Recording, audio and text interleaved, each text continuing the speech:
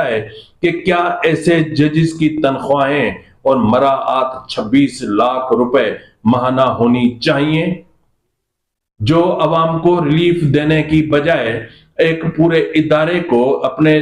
उस लपेट में लेने की कोशिश करें, जो पूरे इदारे का कि सारे जजेस को घर भेजकर और खुद उसके चौधरी बनने की कोशिश करें, जिसको बार बार सियासत का कीड़ा काटता हो, जिसने सुप्रीम कोर्ट के अंदर पूरी एक यूं समझ लें कि जजेस की जमात बना रखी है, एक पॉलिटिकल पार्टी बना रखी है जो सुप्रीम कोर्ट पर काबिज होना चाह रही है। तो क्या ऐसी सूरत हाल में ऐसे जजेस को, ऐसे जो है वो मनसब पर बैठे लोगों के साथ कोई रियायत होनी चाहिए?